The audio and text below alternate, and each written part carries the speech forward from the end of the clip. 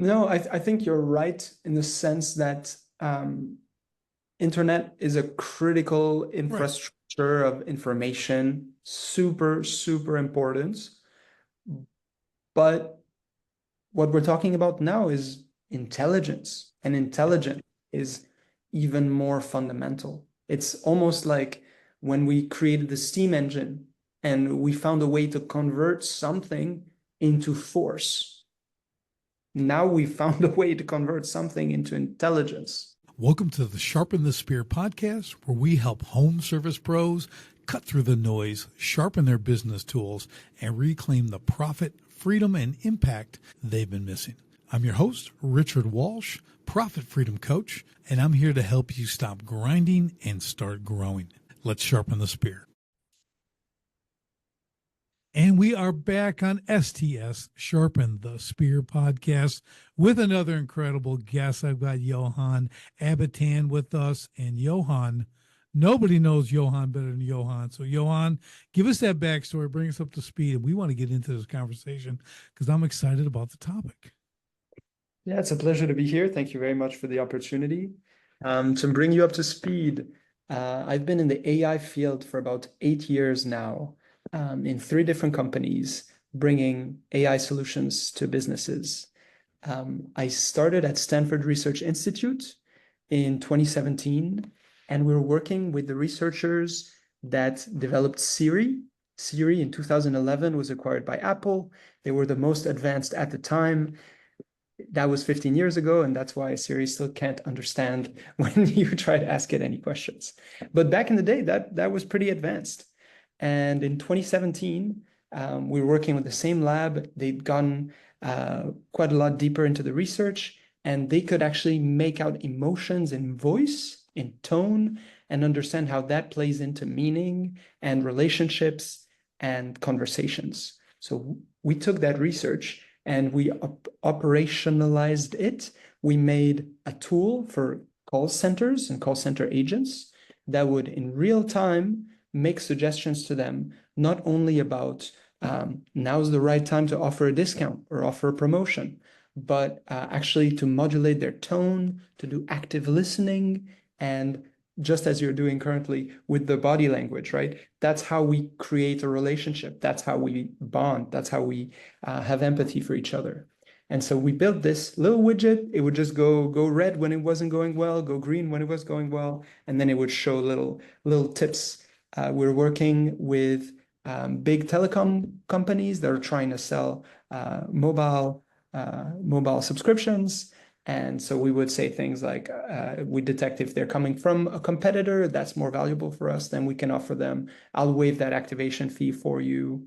And that was the kind of early days of AI-powered sales. That was really, really interesting. That company ended up being acquired by a video game company to monitor voice chats at scale. So today, about 100 million video game players actually use the technology we developed, because the tone inside of video games actually has to do quite a lot with their moderation rules. In video games, you're allowed to say F yes, Yeah. but you're not allowed to say F you. Oh, And so that subtle distinction of, are people collaborating? Are people following the rules? That was not something that they could automate at all. And so they had armies, thousands of moderators, and these moderators would only act on a case after 5, 6, 7 warnings. So if you think about it, imagine you might have a family. Kids are traumatized by the time 7 warnings happen, right? So our technology enabled that as soon as an event would happen, AI would listen to it and warn moderators, this is something you have to look into, because we've already made sure that it's not just music that's playing in the background or something, a misunderstanding. So that really showed me how AI can work at very, very large scale of data automatically and provide this kind of fine-grained understanding of the situation and these personalized product experiences. 2017, I'm at Stanford Research Institute. I'm working on this team, and I just fell in love with this technology. And I knew from then on that it would revolutionize products we build, software, how we interact with computers. That was my first big experience in that space. I was coming from cybersecurity. That's originally my background. And after this first experience, I went back into cybersecurity for a bit. And then I came back and I did computer vision for 3 years. This time in a factory setting, we were helping companies like Procter & Gamble, who have more than 1,000 product assembly lines, detect when something's going wrong automatically every time a product goes through. Because once again, when you do it manually, the way you do it is you have a visual inspector that takes one product out of every 500 batches and makes sure everything is good. And that's how you identify any issues, any problems with the different machines. That's how you do predictive maintenance. It's by identifying, if anything, what's going wrong and where. But you're only doing it on a product out of every 1,000. So with our AI platform that we built at the time, you would have visual inspector, look at about 30 minutes of video footage. We would use AI to organize it and show like what's going wrong first. And very quickly, you'd build a data set and then you'd put a camera on your assembly line, and that camera would know what a visual inspector looks for. And it would be making those decisions in real time all day, every day, saying, knock this product out, keep this one. And finally, that brings us to my current activity, which is I've built a company called Newmail. And Newmail is the easiest AI agent that you can deploy. It takes about 5 minutes. And the purpose of Newmail is you plug it in to your email account, and it's going to extract all the context it needs to help you answer your emails, track tasks. And the goal of it is to help you grow your business. So it's going to understand, what do you do? How do you sell it? What are your arguments? What are the objections? And it's going to automate that for you. So every day when you sit down on your computer and you open your inbox or on your phone, when you're on the go, you're going to see everything you need to do, bright and clear and pre-written for you in your style, in your tone, with deep context about your business, what makes it exciting, different from others, what's your competitive advantage. And it's just going to help you scale up your human touch, which is going to enable you to grow your business, even if you are not in a very transactional, like very low price selling tiny things. If you have a services business and you're cultivating relationships and you're trying to get big deals, which with long sales cycles, Newmail is the partner for you that will learn your tone, your business, your customers, help you maintain many more relationships, be super reactive, and close a lot more deals. Okay. I love this. Okay, because this is what I've been working my way to bring this to my current clients, right? And we're service trades, right? Service and trades businesses, are kind of your redheaded stepchild, have been for a long time, but that's all turned now, because the future, as far as I'm concerned, is they're the new white collar. They're going to be the new wealthy. And we're preparing them to scale into those positions. So look out. We're doing great things. But this, what I think a lot of people aren't doing, and I almost feel like I shouldn't even be saying this because it's like giving away the secrets, but we have to, right? Yeah, I got to help you. You're going to help me. This is all good, Johan. But the ability, because people aren't thinking like, how are we going to use that? I mean, AI can't sweat pipe. You know what I mean? Like, we're like, well, no, it can, and who cares? We don't use it for that. Like, that's the easy part of your business. The doing of the craft, that's easy in comparison to running the business. And what you just said there, you're on the maintaining relationships. Oh my gosh, like that is like, for guys in our industry, it's like the hardest thing to do. We're just guys who build stuff, and we're like a little gruff, and this is a whole different level of communication and maintaining relationships, automated. Everything that you just talked about. I mean, the whole intro from Stanford all the way to now. Like I'm gonna call it a latecomer as far as you. Like, I wasn't thinking about AI in 2017. I only knew Terminator. That's as much as I knew about AI in 2017. But now, as I dive into it deeper and deeper with my clients and start implementing this stuff, that whole thing that you were developing, that sensory perception, The Mhm. voice to, I'm like, this is the future, man. I'm like, this, because I can't get a human being to do that. You can, but you can't get it consistently. You can't get it at 11 p.m. You can't get it at 2 a.m. Okay, when people are calling, it's a bizarre world. People call for the weirdest things at the weirdest times. Okay. But what I tell people, Johan, is you probably know that person is never more interested than the moment they call you in what you do. That's when they're the most interested. You got to understand, like, you're not capturing those. We figured out with one client, 60% of his calls he was missing. Service call totaled up to about $80,000 a month he was losing on average by not answering the phone. Now I know there's call services and some, and I'm being totally just kind of, everyone don't think I'm a jerk, but like those are good when they were good. They can't compete with AI. You know, Mhm. still a human being, and they're doing this, and they got to learn. They don't train. They don't remember everything, right? The accuracy, the consistency, which is the key to success in any business, in anything. If I work out, I want to get stronger. It's about being consistent. I don't get to work out one day a week, right? So I'm gonna stop here because I'm rambling, but I just love the whole aspect of it and the application, just like what you did with in manufacturing. I I think work I think you made a really, really good point about consistency, and that's what makes you stronger. What makes you exceptional in business is not how you showed up on your best day, mhm. but it's how consistently you've been showing up. If somebody sees you and your work once, twice, first impressions matter, but they're very rarely gonna jump on it unless you've done a huge amount of research of being in the right room at the right time with the right people and giving yourself the opportunity to showcase. But what really sticks, what makes an impact, and what compounds over time is consistency.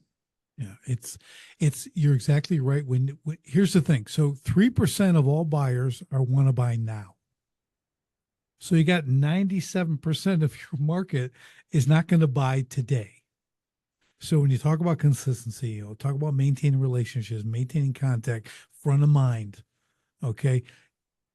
Because I did this test. Okay. I'm getting paid leads and I'm calling people. Okay. Well, it took an average of 7 to 12 calls just to connect with someone. So I'm doing these follow ups. Okay. And then I started doing the numbers. And after a month, I'm like, wait, I'm at 3,500 phone calls a month I have to make. I'm the owner. I'm not doing that. Okay. I got to do things. I got to make money. So then I went, hey, virtual assistant, have them do it. And right. Same principle. Like, okay, great. Now they're doing it. They're doing follow ups. They're setting appointments. All good. And they're still good. But then this comes along. So I'm taking that mindset I had with that going, this is the greatest, and then I'm learning, oh, I can teach them. I've learned to do sales. Okay. So we record all the sales calls, estimates we go on, record that, upload it into the AI agent, create sales process, sales programs, overcome all objections before they come up because it's heard them all. There's only so many objections to a service.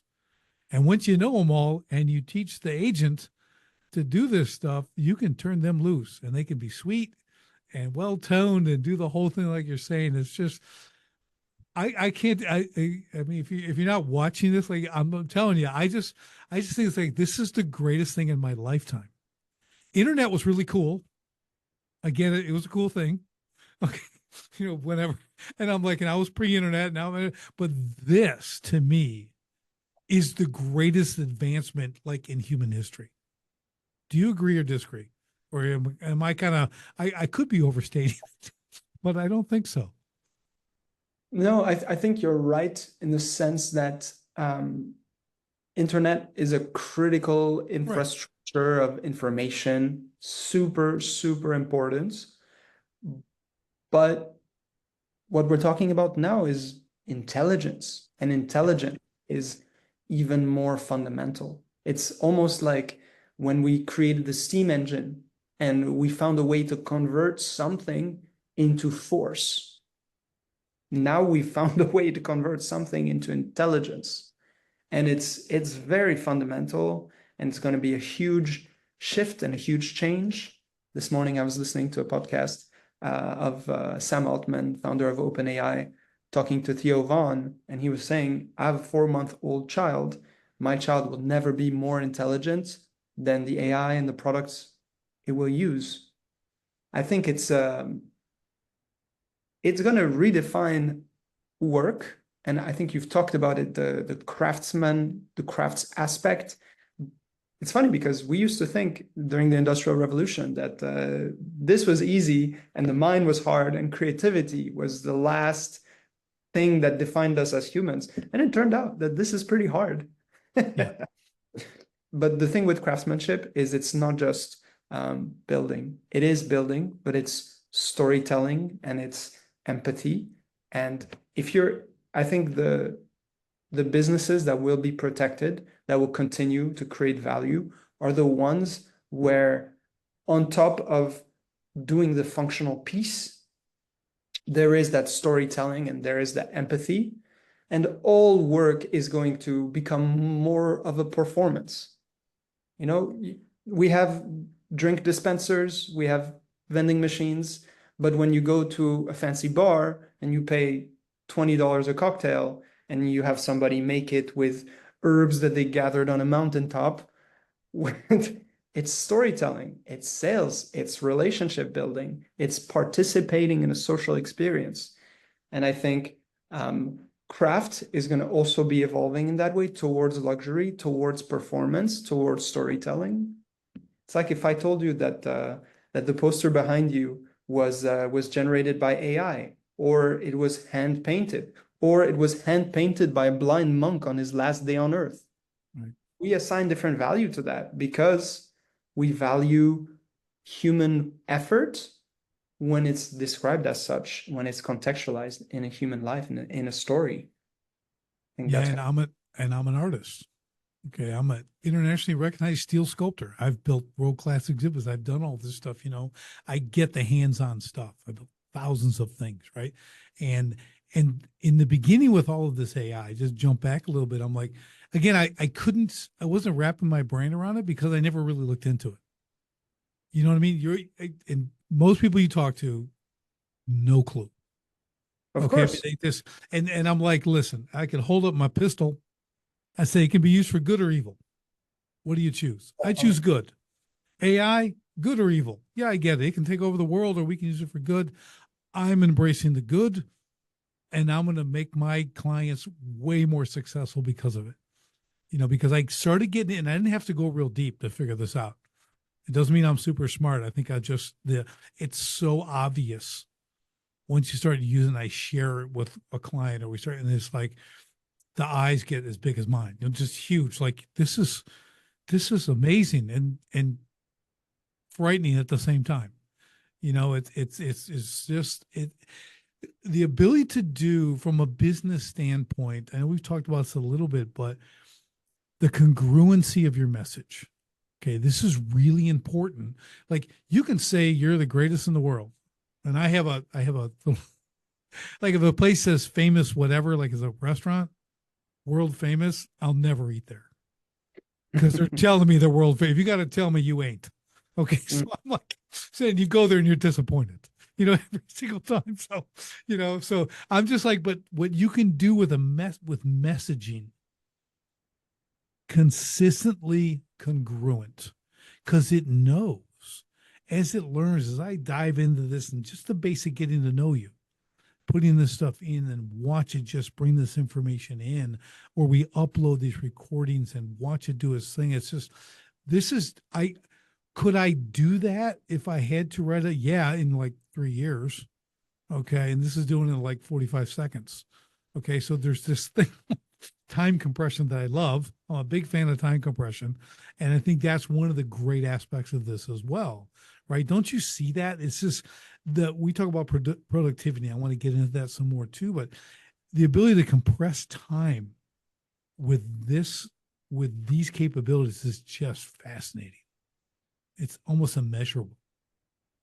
Yeah, I think it's been interesting, being in AI for so long and seeing this kind of explosive growth, but it still took a very long time.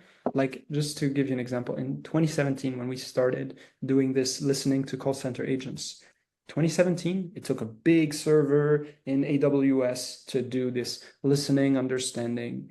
By 2018, it took a laptop, and by 2019, it took a phone. So even though in those days it's, minimally useful compared to what we have now, um, we were seeing it explode, and it was relatively difficult to imagine what the final impact would be 5 years down the line because it's changing so quickly. And what you're saying about time compression is it's totally right.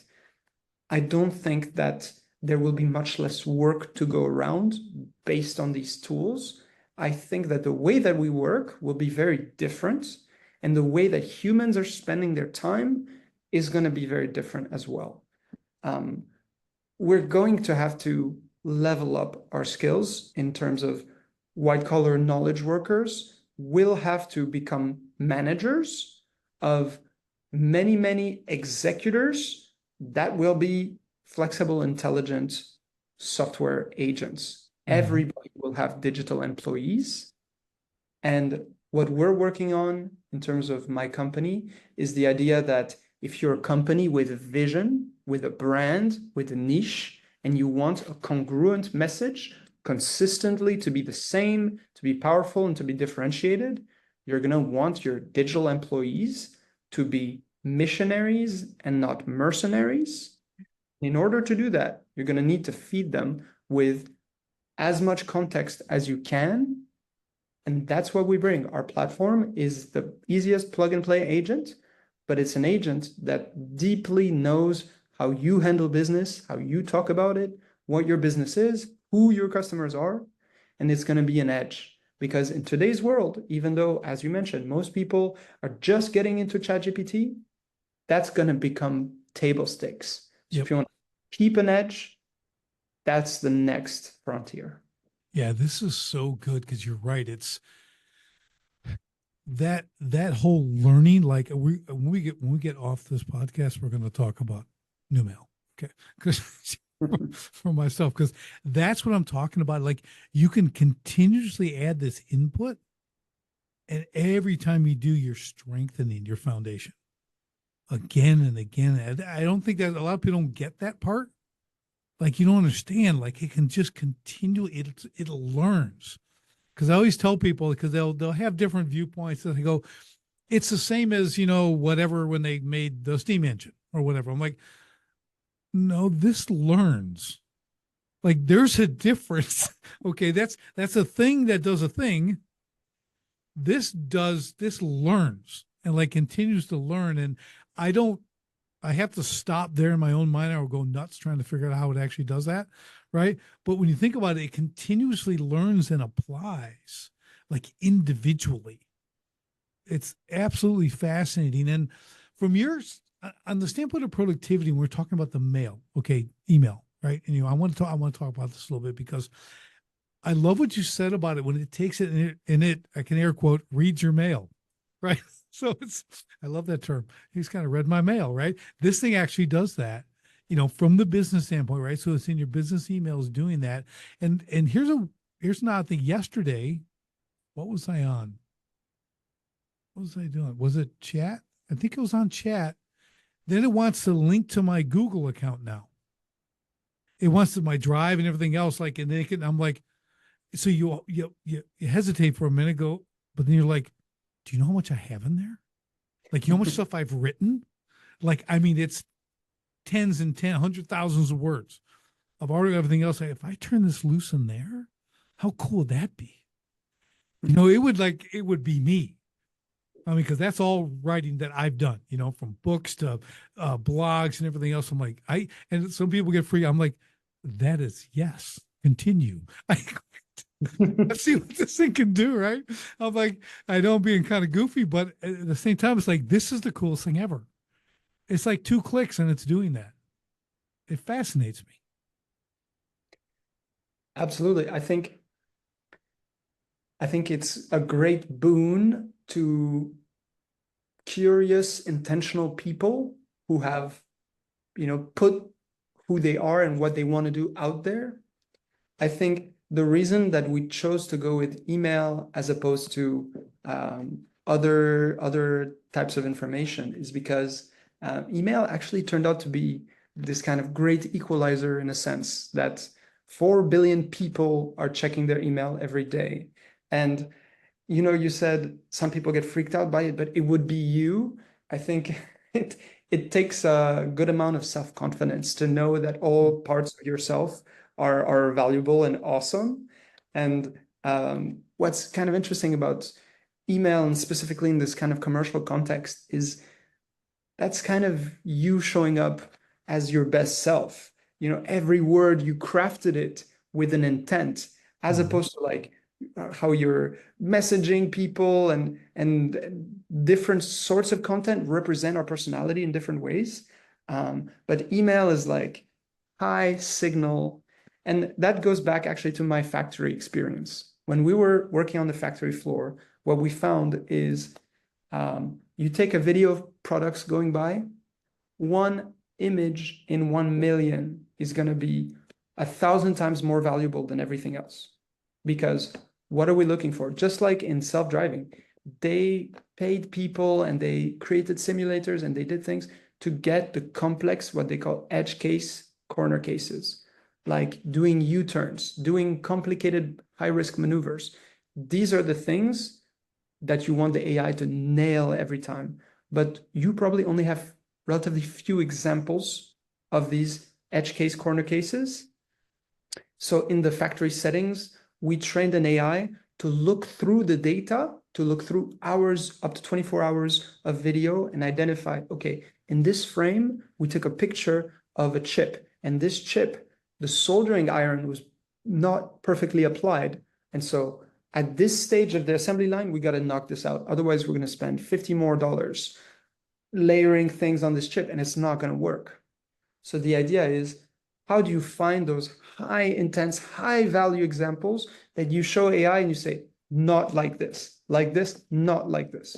The way that humans learn is by spending 2 years roaming around your company, looking around and eventually collecting these examples. Well, we found that email is actually a treasure trove if you search through it intelligently. And the main thing is going to be the commercial conversations you had. And we look at all of those, and the data is super clean because it's words on a page. And even though we don't have the whole universe of information, we're able to create a synthesis of how do you sell your business that's frighteningly good in a matter of 2 to 3 minutes. And that's the base, that's the foundation that we start with. And then you can add and grow and compound. You know what I found fascinating too, and it's something that's unique about these AI agents, whether it's chat, GPT, or whatever, when they're doing something about you, and I'm going to give a little example that I literally, like I had it like do like this bio for me. Like create my bio. I have a pretty good bio. I put that out there on, podcast. Okay. So I'm like, well, make this better. So it takes all the stuff I've been working on, like this know me, and then I'm like, man, it's really good. Then I get down to it has this last separate line that it put in there, right? And this is what it said. Okay. So I'm literally like reading it on my computer, like, and it says, when Richard walks in the room, leaders lean in and results follow. And I bust out laughing. I'm like, that's the greatest thing ever. I would never say that about myself. Okay. But that's what I do. It's exactly but my own, like, I'm not going to call it humility, but it's just the own, like, I wouldn't like, hey, look at me, it's the king, like it's not that, but like it does. And it works. And it's on everything now. It's what it is. But I'm laughing. If someone looked at my office, they probably thought I was losing my mind, right? I'm like just laughing so hard because I'm like, dude, that is gold. Okay, that's absolute gold. So when it's going through and it's learning all this, like I said in the emails, I remember I looked at my thing, like 1,200 emails. You see that as those numbers, right? Because I haven't cleaned up. Like, there's a lot of information in here. Even Google, a couple of years ago, started deleting deleted emails, right? Because they kept them all.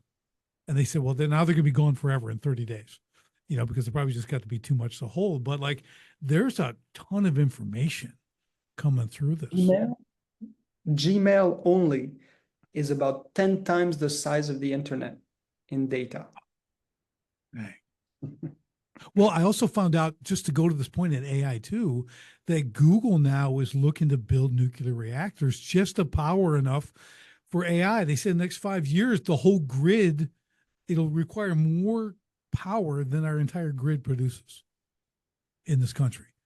Dude, that's some juice.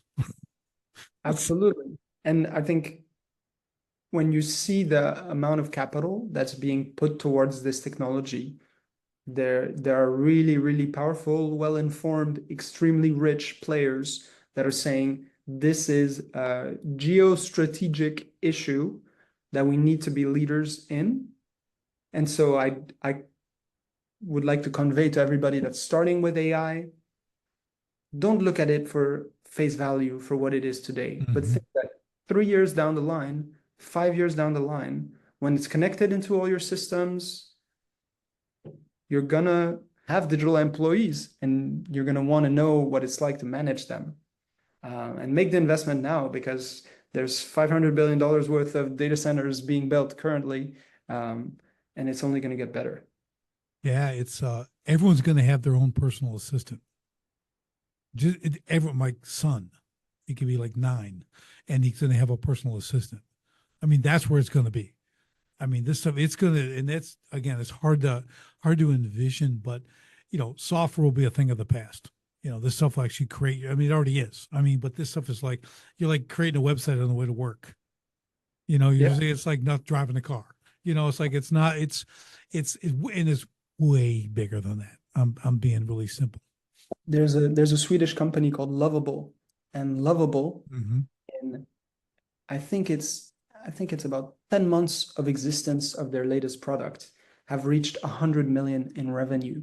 And their product, exactly as you said, you give it a prompt and it'll make a working application for you. It's not going to be world groundbreaking Microsoft level stuff. It's going to be simple websites and things. The founder at a conference last week was saying, I think 75% of the new websites on the internet last month were made using Lovable.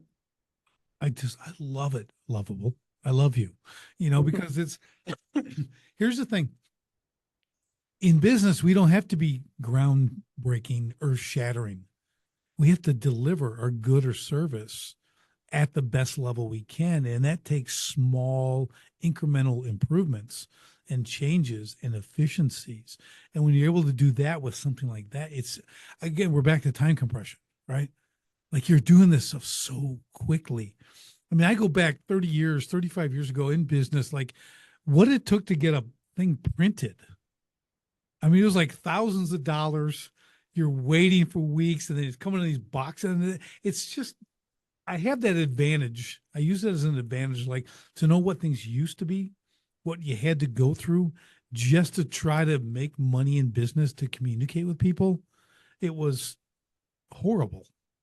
It was straight up terrible and just painful to do. When I was 6 months into the Newmail adventure, I met the creator of the Free box. Free is basically the most modern telecom in France. And he was the engineer that built that network box and the infrastructure behind it, so that France is now the most competitive market in the world for mobile data. Wow. Innovator. He told me what you've achieved in 6 months with 3 people would have taken us 300 people in the 90s. Right. It's amazing. I mean, I'm telling you, it's the time compression. That's the thing. And when I saw that, because that's what I do for clients, right? I take all this experience I have and I take 10 years and I put it into one and they're 9 years ahead. Right. So and I'm like, that's nothing compared to what AI does. Right. So, and as you watch, as I've been watching it evolve, even from a military standpoint, they're doing AI and, self-piloted, fighter aircraft. Well, this is going to take about, 6 months, 3 months. Oops, it's done in 3 weeks. All right. And it's already doing this. And it's just watching the engineers of these things, the innovators, be astounded at their own speed. It reminds me Johanna, the guy who like kind of discovered nanotechnology, and when he did it, he like almost lost his mind literally at the potential of what he uncovered. It like frightened him. He's like, this is, it's kind of almost like on that level. It's really hard to grasp. Like you said, 5 years from now, you can't even forget predicting. Just know it's going to be nothing like it is today. Like this will be like ancient history. 2025 and 2030 will be like getting out a history book to look at technology because it's so behind us. You'd have to get a book to read about it. That's what I think, anyways. I was listening to this podcast with Sam Altman earlier, and they had this really interesting conversation on the nature of work. And they were saying, so Sam was talking to Theo Vaughn. Theo Vaughn has a podcast, and he's a comedian. And Sam obviously created ChatGPT. And he was saying, do you think that people 100 years ago or 50 years ago would think that we have real jobs? Probably not. They would probably be saying, you guys are just playing around. Our grandfathers would probably say, go get a job. What are you doing? We're playing with ones and zeros and, making people laugh on the internet. And they were saying, okay, so if we push that reasoning 50 years from now, do we think there's not going to be any work? Or do we think people in the future are going to be working? They're going to be fulfilled. They're going to feel like they're having an impact and doing things. Well, from our perspective, they don't have jobs. Right. I think that's an interesting distinction. And I think it's too baked into who we are and how we are that we will continue to have work. But it's true to think that to acquire wealth and to grow and to be a leader, and that means having an edge and doing things differently. And I come back to what I think about having a vision, having clarity, knowing what you want, and also telling a story. I think if you're not able to tell a story about what you do, AI is going to replace what you do. And it's not, I don't think it's a question of industries as much as we are humans. And what makes us unique is our ability to connect with other humans. Mm-hmm. So that's what I would recommend in terms of, going to school. What should the kids be working on? Become personable, learn about sales, have real life experiences. And I think that's what makes us human. That's what will continue to be valued. Yeah, I was talking with a client as we're starting to introduce the AI stuff, right? And voice and everything else. I'm like, so I'm a little competitive, Johan. Okay. I'm just naturally competitive. So I'm like, well, okay. So we made this little secret pact, me and my client, and I'm going to share it because who cares? And I'm like, okay, I'll tell you what. So in our little industry in this region, what do you say? And we pick a competitor who's not a nice competitor. Okay. Doesn't really, I go, what do you say? We use these tools to drive him from existence. Nothing negative. We're going to capture all the work. We are going to create relationships. We're going to answer every single phone call.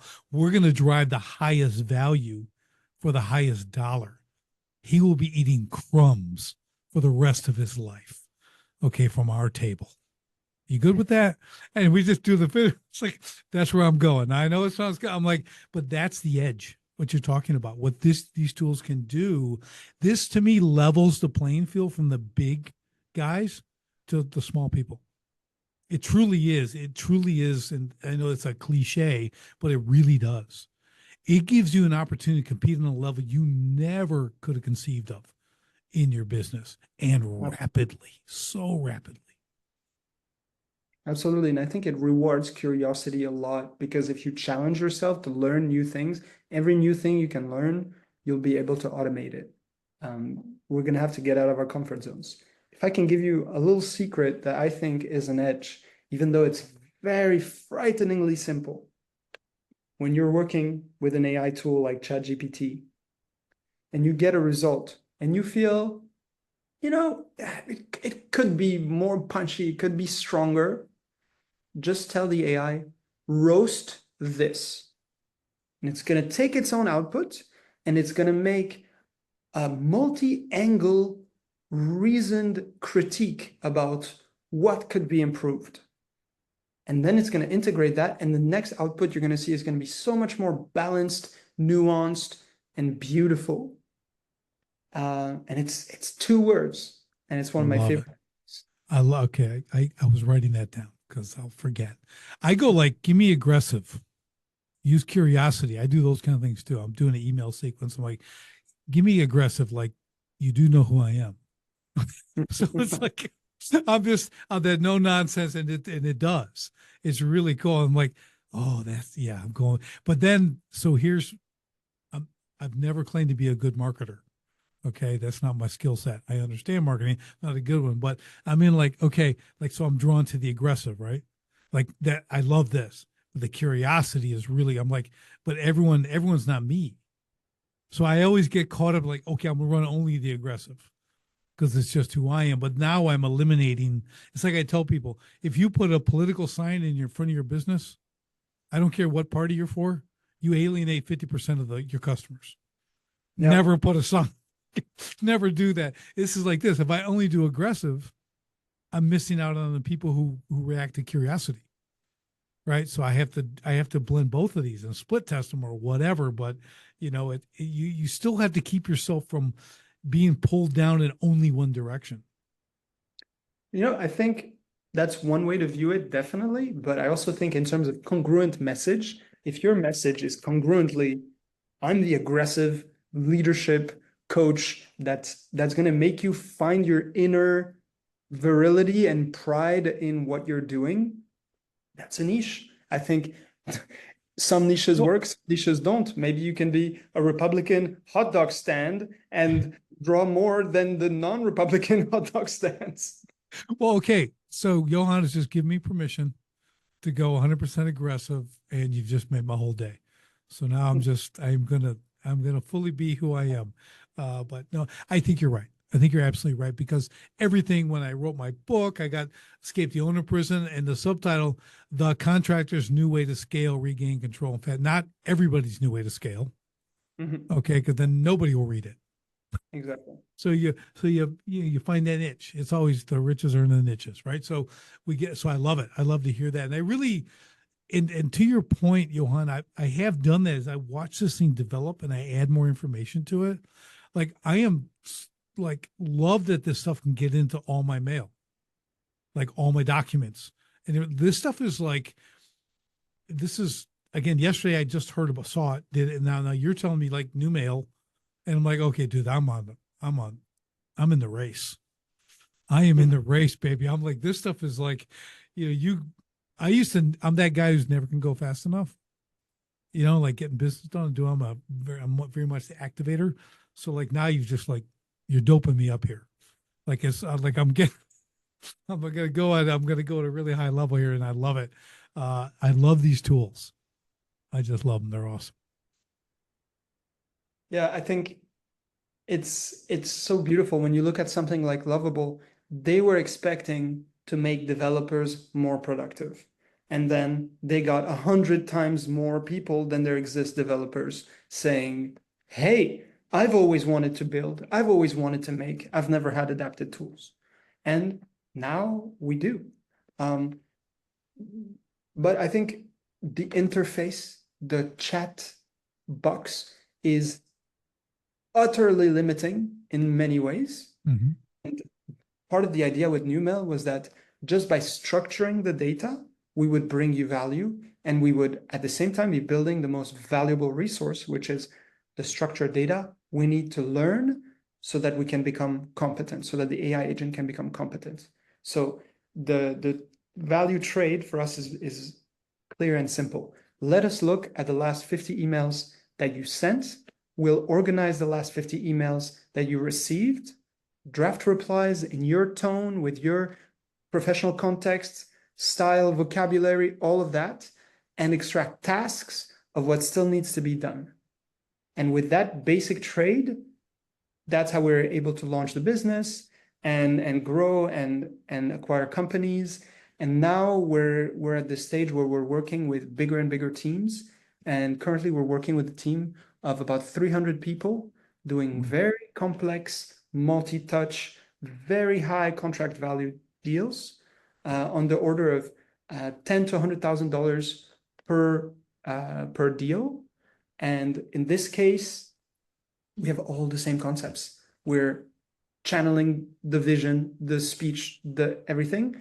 And it just gets a little bit more complicated in terms of how much do we have to actually learn about the way the product works, the way the payments work, and all of that depth of detail. In this case, I'm talking about a hospitality business that has about 75 hotels, and they work with the Fortune 100 of Europe. And what they do is they channel their business when they want to meet as a corporation to one of their 75 premium hotels where they have meeting rooms, etc. And it's all inclusive, and it's kind of like a premium luxury holiday for your corporation to go and have fun and be rewarded, and also work and learn and be trained. And so this is a complex product. We've got a large scale team, and they live in their inbox. Their company is living in their inbox. And when you have one person, you have different challenges. When you have 300 people, you don't know how your company is being sold, what's making you grow, what's slowing you down. You don't know what you mentioned. When you're a contractor, you have a limited set of objections. When you're a multinational company with 75 hospitality locations, you have some sense, but you have no visibility and no tools to tell you.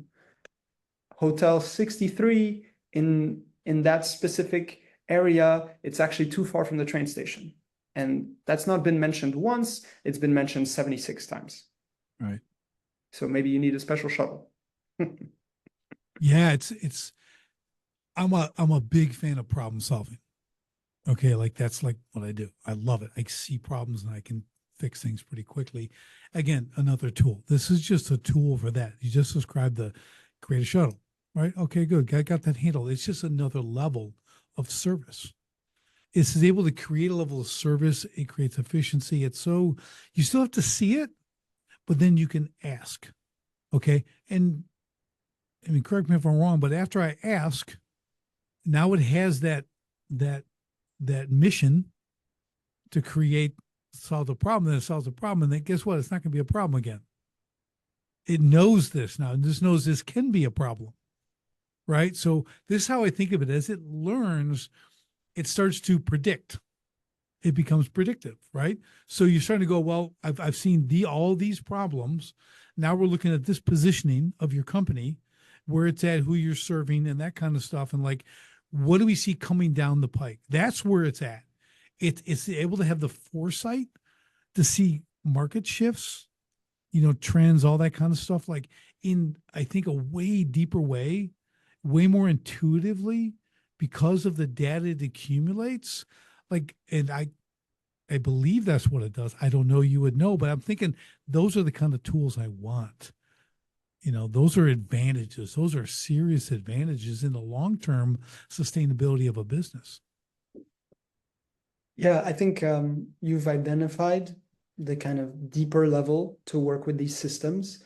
And then it becomes a question of, well, if the AI can do everything, then what is our role? And I think our role is a few different things, but we have to choose how and where we interact with it, what problems we let it handle, and then as it becomes more operational, more powerful, what data it's using to make decisions. And I think this question of what is the real data, what is the good quality data, it's gonna become more and more of a game-changing aspect. I think if you think about like how markets are shifting. Today, you might be a part of some select newsletter or select group of trend makers, of business owners that are making things happen, and having access to that and being able to feed that into the AI is still a very big edge, because if you're using the same information everybody's using, over time, that advantage is going to go to zero. Right. So it becomes like management. It's like you're running a company with people in it. How do you find ways to make what they do different, cohesive, coherent, aligned, and different and fresh? And a big part of that is going to be data.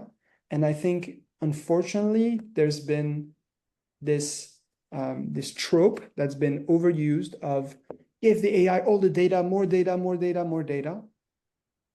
What you're doing when that's the case is you're gonna dilute the meaning and you're gonna introduce complexity. So part of what we built and what I built in the last company as well for factories is how do we extract how you deal with the type of problems so that next time we can make the right decisions. And to do that, we don't need all the data. We just need really good, high intent, high quality data. And it so happens that for commercial conversations, looking at past commercial conversations that are successful and how you handle them is the best way to get that direct juice of your brand, who you are, what you embody. And we're starting with email, obviously, phone conversations and meetings, notes. All of that is going to play into the juice of who you are, what you represent. Yeah, I'm totally with you. I think that's awesome, and I think that's today it's really like to start to understand that like it's not show up and throw up, right? It's literally like you only putting quality food in your body, right? You're not eating McDonald's. All right. I'm making my food. I'm getting grass-fed beef. I'm only putting that stuff in my body. I'm not going to go eat anything because it's calories.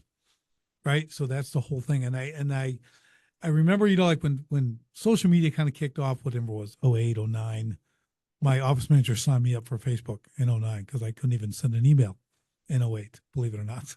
That's the guy who works with his hands too much. Okay. I would just write it on a napkin and tell her to send it. But I remember like, well, why is this free? That was my first question. Like, who's doing this? How do they make money? In the beginning, you didn't understand, but then you see it was data. It was data. They're starting to get your buying trends and this and who you're like. And I'm looking, I go, oh man, can you use those tools? So I went right to the business aspect of this. Well, how is that applied? I'm like, oh, yeah. I'm like, man, that is some crafty stuff, right? I'm like, that's pretty sneaky. I'm like, that's genius.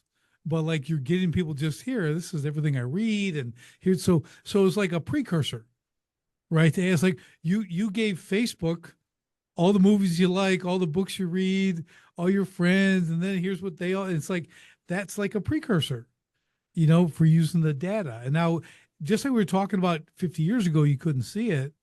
08, 09, 07, all the stuff with that, like you couldn't see this, I mean, and then it was only 10 years, you're 2017, come up with this stuff, started a little bit before that. But like, again, think about that. Somebody like data became the new oil. That was the saying, right? Like everyone wants data, data, data. But I think your point is more poignant because now it's quality data. I can't just take all the data in the world and have it in a big and lock it up in a shed. You know what I mean? It's like, you got to I need to target this stuff because even that is saving time. That's a new level of efficiency, but the outcomes that we're looking for when you can fine tune it that way, I love that. I love that viewpoint that we're getting far superior outcomes because of what we're putting into it. Again, just like food in the body, it's the same thing. Sharpen the spear. That's it. Make it sharp. Cut it up. Man, that's awesome. Well, Johan, this has been just fascinating. We could ramble for quite a while, but we're not gonna because we're poignant and we're on point. But this is really great, man. I just love what you've done and what you're doing. Yes, mail. So let's real quick before we forget. I don't forget, but like, how do people get in touch with you? How do they look into this Yes Mail? Let's talk about this a little bit because any like bows you want to put on Yes Mail and specifically what you're doing right now that can help my listeners and everything else. Let's talk about that a little bit. Yeah, I love that you're calling it Yes Mail. It's is that it's not Yes Mail? I'm probably saying the wrong thing. It's Newmail. Yeah. But Well, I'm saying yes to Newmail. How about that? I see that and I love that. I think that's exactly what we're trying to get at. At the end of the day, we're helping people grow their businesses by getting yeses, by always having the right response in the right tone, even when it's like you said, 11 p.m. and you're dead or you have 2 minutes between calls, but you want to capture that intent, you want to capture that moment that the person is interested, and then you want to follow up with them, you want to follow through, and you want to close. It's a new way to do mail. And newmail.ai, that's the main place to find us. You can find me on LinkedIn, Johan Abitan. And that's where I post most of my work, my ideas on this type of stuff. I also do trainings for companies, and I'm on AI prompting, things like this. I'm super happy to take anybody's feedback at any time. Richard, I'm excited to get you on board and help you get up I love next it. in terms of agents. Yeah, that's it. That's what you see, what is what you get. If you're interested, don't hesitate to reach out. Yeah, this has been awesome. Yeah, it's Newmail to get yeses. So I helped you there. See, Exactly. I'm focused on the outcome. You're The thinking on the yeses. next level. Exactly. That's right. That's me. That's who I am. Yeah. But Johan, this has been really great. I really appreciate you sharing this and sharing it in a simple fashion. Like we're not going all egghead. You know what I mean? It's like we're really like bringing real world application of this, and that's what I'm all about. So I'm really good. This is just such a great exchange, and I really just I'm looking forward to my audience just taking this and applying it, like really understanding this and seeing the power of it. Give it thought, as you listen to this, and just go dream a little bit on your business about the potential, the outcomes that you can create and what this can do. I'm telling you, it's a field leveler against the giants. Man, it's the David for the Goliath. I mean, it really is. Like I really see that, and I've already seen it working for my clients, and it's absolutely spectacular. So I love what you've done with the email stuff. For me, again, unique, innovative. You're out front. You're going to kill it. If you aren't already, I know you already are, but like this is going to go places, man. It's great. And yeah, we're going to talk after this for sure. Any final parting words?